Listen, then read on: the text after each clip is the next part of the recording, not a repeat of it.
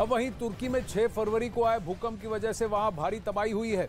भूकंप में जान गंवाने वालों का आंकड़ा हर घंटे बढ़ रहा है और अब तक वहां 35,000 से ज्यादा लोगों की मौत हो चुकी है, जबकि 1 लाख से ज्यादा लोगों के घायल होने की जानकारी है। बता दूं कि 1939 में, इससे पहले जब ये त्रासदी तुर्की में आई थी, तब मृतकों की संख्या 30,000 के करीब थी।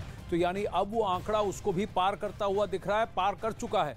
इस बीच तुर्की के राष्ट्रपति रेसिप ताइप एर्दोगान ने भूकंप पर बहुत बड़ा बयान दिया है। भूकंप में महातबाही के बाद उन्होंने दावा किया कि 6 फरवरी को आया भूकंप 100 परमाणु बम धमाकों जितना खतरनाक था, जिसमें 10 में से 7 सूबों में शहर के शहर ढेर हो गए।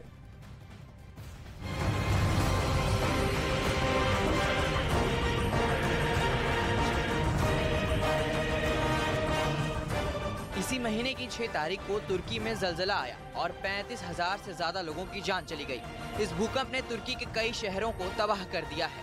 हजारों घर इस खतरनाक भूकंप में जमींदोज हो गए। इस आपदा में जिंदा बचे हजारों लोग बेघर हो गए। भूकंप आने के 9 दिन बाद भी दुनिया भर से आए बचाव कर्मी लगातार मलबे में लोगों को ढूंढने के लिए जुटे हैं। हालांकि कई इलाकों में हालात बेहद खराब होने की वजह से हर किसी तक तत्काल मदद पहुंचाने में काफी मुश्किलों का सामना करना पड़ रहा है। तुर्की राष्ट्रपति रेसिप ताइप एर्दोगान ने इस भूकंप को बेहद खतरनाक बताया। उन्होंने कहा कि ये भूकंप सैकड़ों शक्तिशाली परमाणु बमों जितना खतरनाक है। Dünyadaki pek çok ülkenin toprak bütünlüğünden daha geniş bir alanda yaşanan felaketin tarihteki diğer büyük depremlere göre 7 kilometre gibi yüzeye yakın bir yerde gerçekleşmesi çarpan etkisiyle yıkımı artırdı. Ardı ardına yaşanan bu depremler en güçlü atom bombalarının yüzlercesine denk büyüklükte bir enerji ortaya çıkardı. तुर्की में भूकंप से महातबाही के बाद वहां के राष्ट्रपति ने अधिकारियों के साथ एक बैठक की। इस बैठक में राष्ट्रपति रेसिप ताइप एर्दोगान ने इस भूकंप को तुर्की की स्थापना के बाद सबसे गंभीर आपदा बताया। 6 Şubat günü yaşadığımız 2 büyük depremle tarihinde eşi benzeri görülmemiş genişlikte bir alanda ve şiddette sarsıldı. Cumhuriyet tarihinin 1939 Erzincan depreminden sonraki en büyük 2 afetini aynı gün ardı ardına yaşadık. भूकंप आने के बाद से ही बचाव कर्मी लोगों को बचाने में जी जान से जुटे हुए हैं और उन्हें इसमें सफलता भी मिल रही है, क्योंकि कई इलाकों से 8 दिन बाद भी मलबों में दबे लोगों को सुरक्षित बाहर निकाला गया है। और यही वजह है कि वहां के राष्ट्रपति ने यहां तक ऐलान कर दिया है कि जब तक एक शख्स को बचा नहीं लिया जाता, रेस्क्यू ऑपरेशन बंद नहीं होगा। 1.2 लाख स्क्वायर किलोमीटर के प्रतिफल में ये इम्पैक्ट हुआ है, वो भी दक्षिणी तुर्की में। इन भूकंपों का कम से कम 10 सूबे इससे प्रभावित हुए हैं, जिसमें से 7 बहुत ही सीवियर हैं। फिलहाल जितना रेस्क्यू काम हो रहा है वो गाजियानटेप के आसपास इर्द गिर्द हो रहा है, भले ही वहां पर और भी सूबे हैं जहां पर नुकसान काफी भारी हुआ है। जावेद मंसूरी हमारे सहयोगी वहां तुर्की में है और इस वक्त गाजियानटेप से लाइव जुड़ रहे हैं हमारे साथ। जावेद, आपने बहुत सारे सूबों का भ्रमण किया है, अधिकांश रिलीफ वर्क गाजियानटेप में फोकस्ड है, लेकिन गाजियानटेप की आबादी बाकी सूबों के बनिस्बत कम है और अंताकिया और कहरनमरास जैसे जो लोग जैसी जगह हैं, सूबे हैं, वहां जो डिस्ट्रक्शन हुआ है, डेवास्टेशन हुआ है, वो गाजियानटेप के मुकाबले कई ज्यादा है।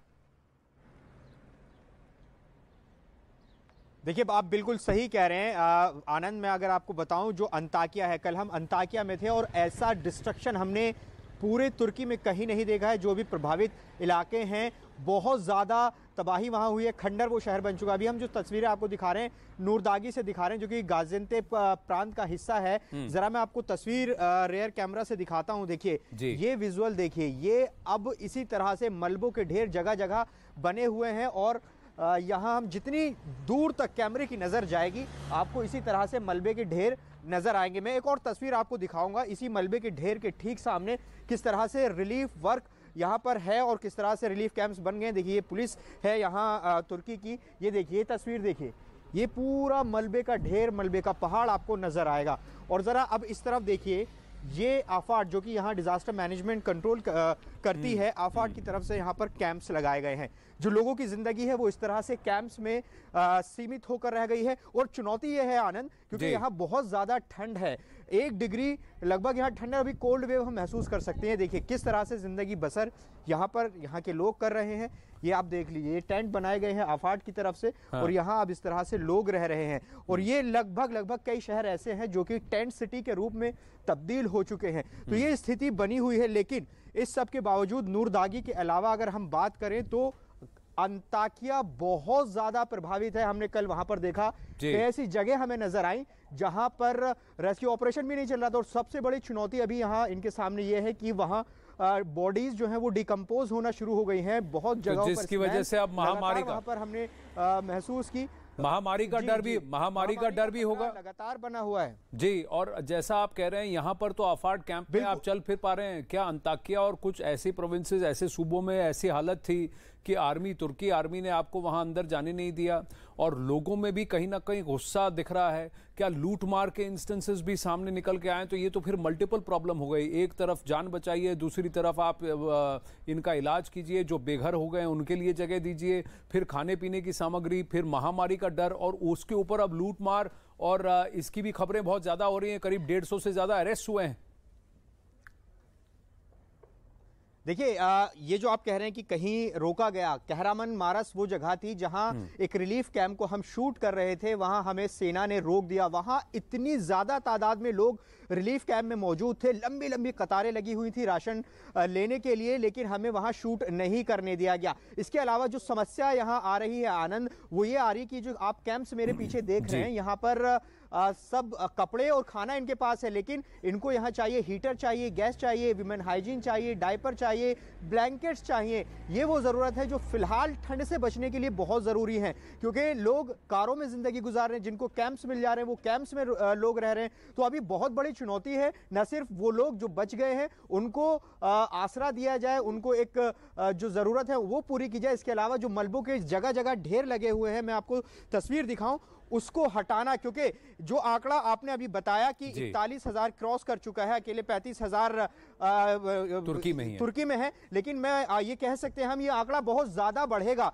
क्योंकि ऐसी बहुत सारी इमारतें हैं जहां अभी मलबा हटाया ही नहीं गया। कल हम एक एनडीआरएफ के कैंप में गए थे, वहां पर एनडीआरएफ काम कर रही थी। एक दिन पहले उन्होंने 8 बॉडी निकाली, कल 4 बॉडी वहां पर मौजूद थी। तो ऐसे में ये जो हमारी बात हुई एक्सपर्ट से, वो भी यही कह रहे हैं कि ये आंकड़ा बहुत बढ़ सकता है। और ये कह सकते हैं कि जो 1939 में भूकंप तुर्की में आया था, ये उससे बहुत बड़ा है, क्योंकि उसमें 30,000 लोगों की मौत हुई थी, और अब 30,000 ये क्रॉस कर चुका है, और संख्या बढ़ सकती है। और लगातार जगह जगह अभी भी इसी तरह से मलबे के ढेर बने हुए हैं। जी, कई सारे आंकड़े तो ये कहते हैं कि 60,000 से लेकर 1 लाख तक मृतकों की संख्या बढ़ सकती है। जावेद, आप मेरे साथ बने रहें, फिर वापस जावेद की ओर जाएंगे और भी लाइव अपडेट्स लेंगे। लेकिन आप मलबों का ढेर देख रहे हैं, ये सब मल्टी स्टोरीड बिल्डिंग थी जिसके अंदर लोग रह रहे थे, और कितनी इसके अंदर लाशें दबी हैं उसका अनुमान अभी भी कोई नहीं लगा सकता ठीक से। लेकिन हाँ, अब ये बॉडीज डिकम्पोज हो रही हैं, क्योंकि हफ्ता भर हो चुका है इस भूकंप को, और फिर इसकी वजह से अब महामारी फैलने का भी डर है। ऊपर धूप है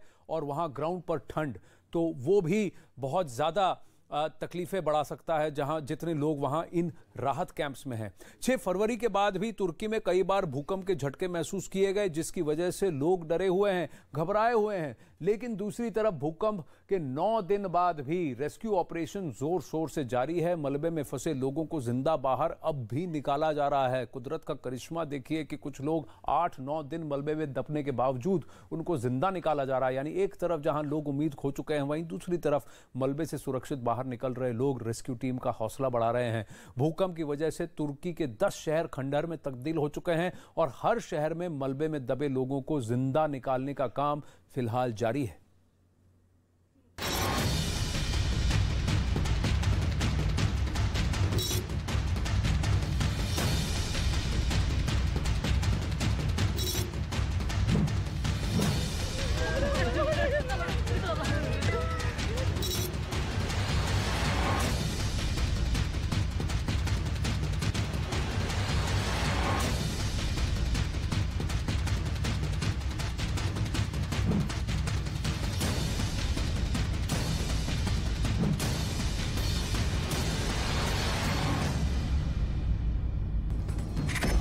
तुर्की में 9 दिन बाद भी चमत्कार।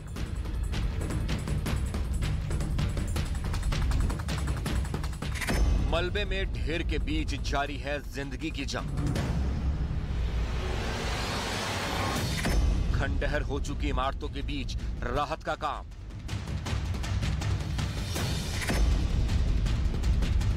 पहले खंडहर हो चुकी इस इमारत के मलबे को एक एक कर हटाया गया और फिर हाथों से रास्ता बनाकर बुजुर्ग को मलबे के ढेर से बाहर निकाला गया और फिर रेस्क्यू टीम बुजुर्ग को स्ट्रेचर पर लेकर बाहर आई। ये रेस्क्यू ऑपरेशन इतना आसान नहीं था क्योंकि मलबे में जिस जगह बुजुर्ग फंसे थे वहां तक पहुंच पाना रेस्क्यू टीम के लिए बड़ी चुनौती बनी हुई थी। लेकिन कोशिशों के आगे जीत मिली और फिर 212 घंटे से मलबे के ढेर में फंसे बुजुर्ग को सुरक्षित बाहर निकाला गया। तुर्की के हता इलाके से भी चमत्कारी तस्वीरें सामने आई, जहां एक महिला 203 घंटे से सीमेंट और ईंट के मलबों के बीच फंसी हुई थी, जिसे रेस्क्यू टीम ने बड़ी कुशलता के साथ बाहर निकाला। पहले हाथों से मलबे को हटाकर रास्ता बनाया गया और फिर उसे धीरे धीरे बाहर निकाला गया। ये रेस्क्यू ऑपरेशन बड़ा ही चुनौती भरा था क्योंकि जरा सी भी चूक इस महिला की जान पर भारी पड़ सकती थी। महिला को सकुशल बाहर निकालने के बाद रेस्क्यू टीम ने राहत की सांस ली और पूरा इलाका तालियों की गड़गड़ाहट से गूंज उठा।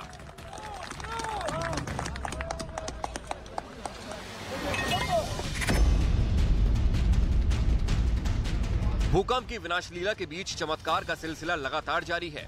हता इलाके में मलबे के ढेर में लोगों की तलाश में जुटी टीम ने 8 दिन बाद 2 लोगों को जिंदा निकाला। ये दोनों 6 फरवरी को आए विनाशकारी भूकंप के बाद से ही मलबे में दबे थे। बिना कुछ खाए पिए ये 8 दिन तक जिंदा रहे। रेस्क्यू टीम के सदस्यों का भी कहना है कि ये किसी चमत्कार से कम नहीं है। इस रेस्क्यू ऑपरेशन के दौरान की जो तस्वीरें सामने आई हैं उसमें दिख रहा है कि बल्ब की रोशनी में रेस्क्यू टीम के सदस्यों ने एक आदमी को मलबे से जिंदा निकाला। बाहर निकलने के बाद भी इस आदमी के चेहरे पर दहशत साफ देखी जा सकती थी। इस आदमी के रेस्क्यू के तुरंत बाद ही बचाव टीम के सदस्यों ने मलबे के अंदर से महिला को बाहर निकाला। बाहर निकलने के बाद स्ट्रेचर पर लेटी महिला ने दोनों हाथ ऊपर किए, ईश्वर और बचाव कर्मियों का शुक्रिया अदा किया। तुर्की के भूकंप प्रभावित क्षेत्रों में काम कर रही राहत बचाव की टीमें दिन हो या रात लगातार 24 घंटे लोगों को बचाने का काम कर रही हैं।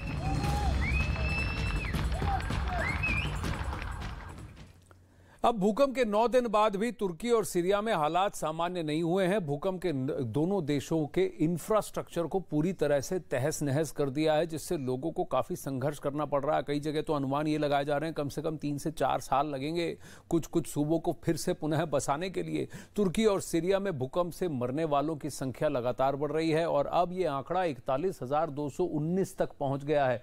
भूकंप के 9 दिन बाद भी तुर्की और सीरिया में रेस्क्यू ऑपरेशन अब भी जारी है। तुर्की में 65 देशों के 2,600 से ज्यादा बचाव कर्मी रेस्क्यू ऑपरेशन में लगे हुए हैं।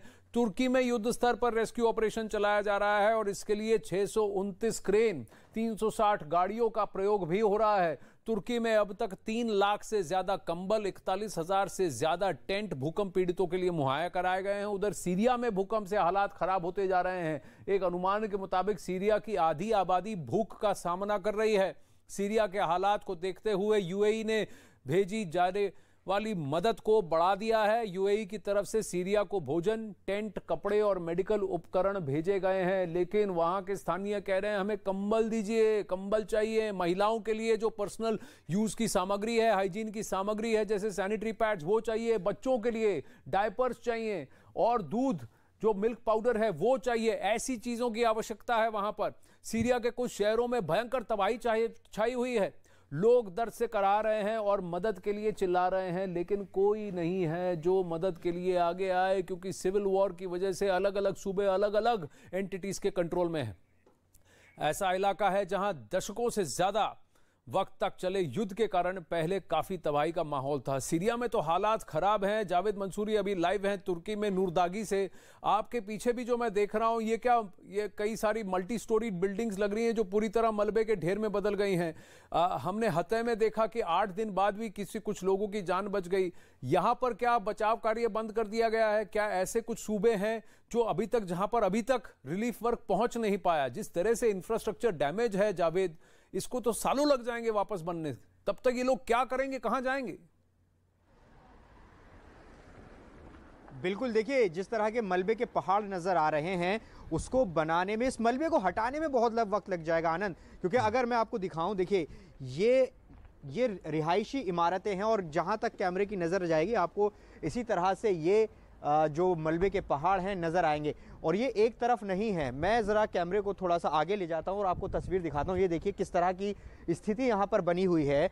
और यहां अभी इस जगह पे, कम से कम इस पॉइंट पर हमें कोई रेस्क्यू ऑपरेशन चलता हुआ नज़र नहीं आ रहा है। हालांकि ऐसा नहीं है कि नहीं चल रहा है, नूरदागी में दूसरी जगहों पर चल रहा है, लेकिन यहाँ अभी नहीं दिखाई दे रहा है। देखिए एक इमारत, ये देखिए इस तरफ, मैं आपको दिखाता हूँ कि यहाँ क्या स्थिति है।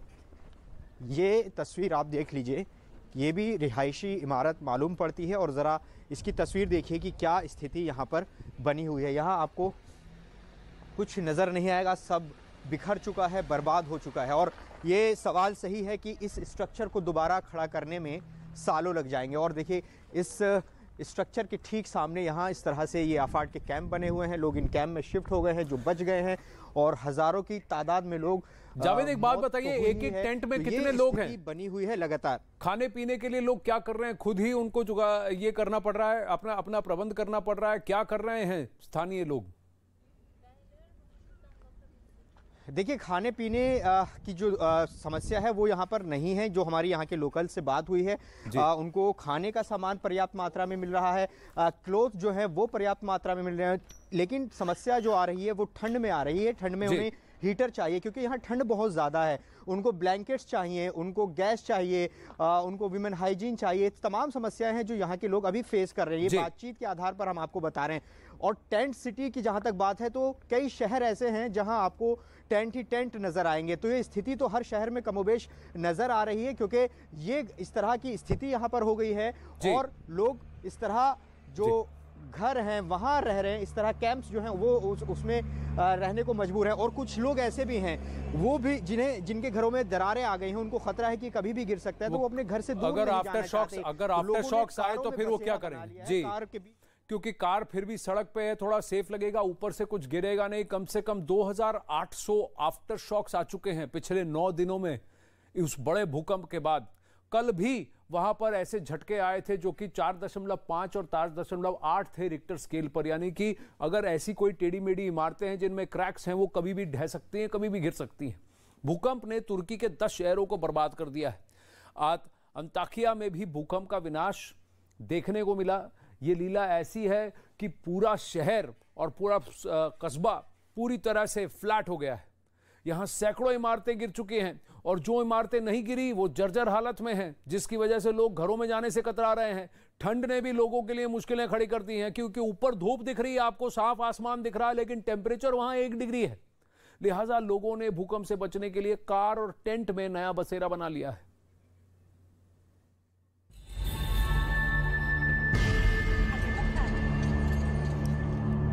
भूकंप के बाद ये तस्वीरें सामने आई हैं तुर्की के आतंकिया इलाके से। यहाँ लोग इतने डरे हुए हैं कि वो अपने घरों में नहीं जाना चाहते, लिहाजा लोगों ने कार और टेंट में अपना बसेरा बना लिया है। इस वक्त हमारी मौजूदगी अंताकिया प्रांत के बेलेन जिला में है और यहाँ पर किस तरह से लोग भूकंप के बाद जिंदगी बसर कर रहे हैं उसकी तस्वीरें आपको दिखाएंगे। बहुत ज्यादा बेबसी और दर्द इन लोगों के बीच इस वक्त चल रहा है। बेलन की ये तस्वीर मैं आपको पहले दिखाऊं। देखिए लोगों ने अपनी कार में बसेरा बना लिया है। ये कार आप देखेंगे यहाँ सभी ज़रूरत का सामान है। यहाँ मुझे गैस चूल्हा नज़र आ रहा है और यहाँ सभी ज़रूरत का सामान नज़र आ रहा है। वो इसलिए क्योंकि भूकंप के बाद जो इनकी इमारतें थी वो बेहद रिस्की हैं। और ज़रा देखिए वो जो ब्लू कलर का जो घर है, ये लोग उस घर में रहते हैं लेकिन अब नहीं जा सकते क्योंकि उसके गिरने का खतरा बना हुआ है और लिहाजा ये लोग सड़क पर रहने को मजबूर हैं। तुर्की में पहले भूकंप ने लोगों का आशियाना छीन लिया और अब ठंड ने भी यहाँ के लोगों के लिए मुश्किलें खड़ी कर दी हैं। लिहाजा लोग हीटर, गैस और कंबल के लिए सरकारी केंद्रों पर आश्रित हैं। सरकारी केंद्र के बाहर लंबी कतार लगी है। कतार क्यों लगी है वो तस्वीर हम आपको दिखाते हैं, क्योंकि भूकंप के बाद भारी तबाही इस इलाके में देखने को मिली थी। अगर आप तस्वीरों में देखेंगे तो ये मेरे पीछे सरकारी केंद्र आपको नजर आएगा और ज़रा यहाँ पर लाइन एक बार देख लीजिए, किस तरह से लाइन आपको यहाँ दिखाई देगी। ये मैं अगर आपको तस्वीर दिखाऊं, ये तस्वीर आप देखिए कितनी बड़ी लाइन आपको यहाँ पर नज़र आएगी। इन लोगों को कमी है किस बात की वो हम आपको बताएं। दरअसल यहाँ पर इनके पास खाना तो है, लेकिन इतनी भीषण ठंड में इनके पास हीटर की कमी है, इनके पास फ्यूल की कमी है, इनके पास जो वुमेन हाइजीन है उसकी कमी है। तो उसी के लिए ये इस सरकारी केंद्र पर रजिस्ट्रेशन करा रहे हैं ताकि वो सब सामान इनको मिले। भूकंप के बाद से तुर्की में लोगों की जिंदगी किसी चुनौती से कम नहीं है।